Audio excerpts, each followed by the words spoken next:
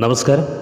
ഇന്ന് 2025 ഒക്ടോബർ മാസം 24 വെള്ളി, തുലാമേഴ്. സമൃദ്ധി സാംസ്കാരിക വേദി നുറുങ്ങു വാർത്തയിലേക്ക് അവർക്കും സ്വാഗതം.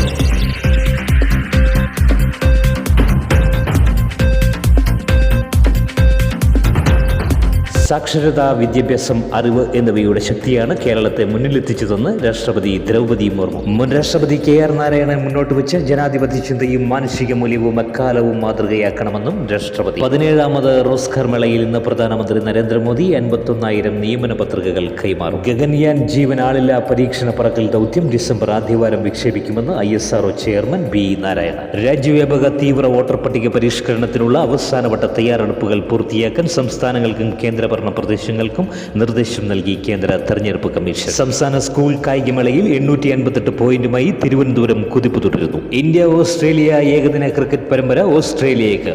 ശബരിമല സ്വർണ്ണക്കൊള്ളയിൽ അറസ്റ്റിലായ മുരാരി ബാബു റിമാൻഡിൽ. അമേരിക്കൻ ക്ലബ്ബ് ഇന്റർ മയാമിയുമായുള്ള കരാർ പുതുക്കി Lionel Messi. Donald Trump, Xi Jinping കൂടിക്കാഴ്ച ഈ മാസം 30. സമൃദ്ധി സാംസ്കാരിക വേദി വർഗവർണ്ണ വിവേചനമില്ലാത്ത സമത്വത്തിന്റെയും സാഹോദര്യത്തിന്റെയും ഒരു സ്നേഹ സൗഹൃദ കുടുംബ കൂട്ടായ്മയെന്ന് അധ്യക്ഷൻ അനിൽ കൊല്ലം.